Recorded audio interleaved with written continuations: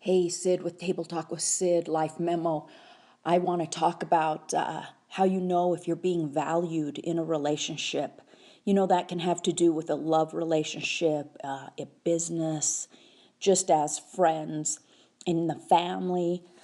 It's pretty interesting because I was listening to the radio today and they were talking about Valentine's Day, and one of their subjects was this woman who was a friend of one of the DJs had was telling one of the DJs that she hasn't ever gotten any cards or flowers or candy or anything like that, not just for Valentine's Day, but for her birthday and for events like that. And you know, the DJs, I understand they're trying to be supportive of the woman and letting her know she needs to go and learn more about the love languages, and maybe she's not communicating well to him. The fact of the matter is, the way an individual treats you, the way they verbalize things to you, communicate to you, the way they gift your life. And I'm not saying that they have to go buy diamond rings and flowers all the time. But when you are a priority in their life, when they're concerned about your well-being, your happiness, when they're willing to go out of their way to do things for you because they know it makes you happy, it uplifts you. When you're with someone who values you, you feel a deeper thing than just kind of happy.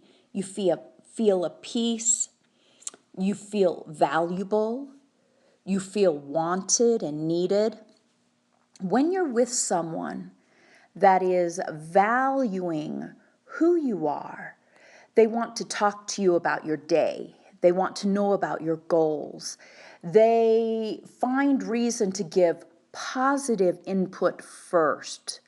They give constructive criticism, not just a jab here and there. They find interest in being around you, seeing you happy. They are people that have a genuine thing within them that they want to see you not only happy for today, but what's in the betterment for your future.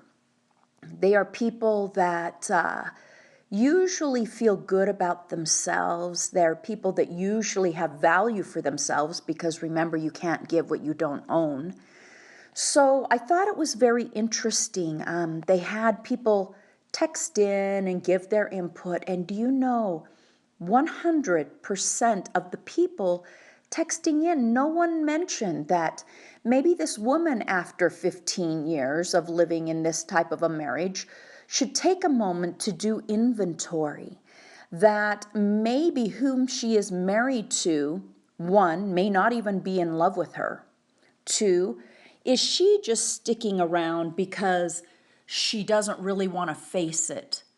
Or are there so many things that, and I'm not an advocate for divorce, but nor am I an advocate for people just to stay in a marriage because they don't want to get divorced. I think to myself, you know, when you allow yourself to be in something and you don't reach out and say, hey, you know what, we've been here for 15 years. I want better. I want better for us. I want better for myself individually, and I want something better for you. And what we have is called just barely existing. And that, you know, by stepping up and saying, let's go get help, let's find ways to better our communication, our value for one another, our respect and regard. If divorce is not what she wants, then stepping forward and asking these questions. But another thing was quite interesting is that her husband travels a lot.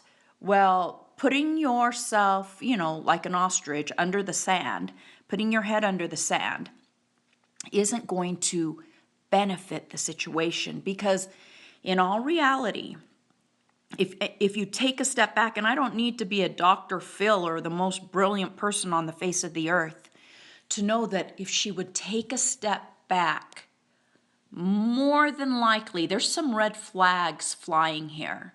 And she had mentioned that it has been increasingly getting worse in the last 5 to 8 years, and that's been the span of when her husband started traveling. You really need to take notice. You really need to open your eyes, because pretending like nothing is wrong, you can't build upon that. You can't correct anything. You can't work on things. By really looking something straight in the eye, going head first, and really being aware of what it is you want. So many people don't even know what they want in the end. And so it's very difficult to negotiate life and to negotiate with other people if you don't know what you want. This woman needs to know what she wants. Does she want to stay in the marriage and have a better marriage and be valued and feel peace? Does she want out of the marriage? Does she want to move on? But the problem is she lacks value for herself because she has set the bar that it's okay that he treats her any way he feels like treating her. And so by setting those boundaries, he's following them. I'm not saying it's her fault, but within every relationship, there are things that we must take ownership and responsibility for, regardless of the complete downfall of the other. Yes, there are often someone that's a little more responsible for the downfall in a relationship, but it is not 100% one person's responsibility nor issues. So if she wants better, she needs to decide she wants better. Then she needs to decide what is better. Is that being divorced, separated? Is that sticking with it but getting help? So my point being is that too many people are hiding their heads under the sand. It is not just about, yeah, I'll agree, there's some love language in there, but behavior, how someone treats you, how they speak to you, the things they do or don't do for you, they are giving you their life Bible with how they value you. And the question is, are you listening? Did you hear it? Are you seeing it? In your day, you may fall down. Stand up, brush off, and move on. Talk to you.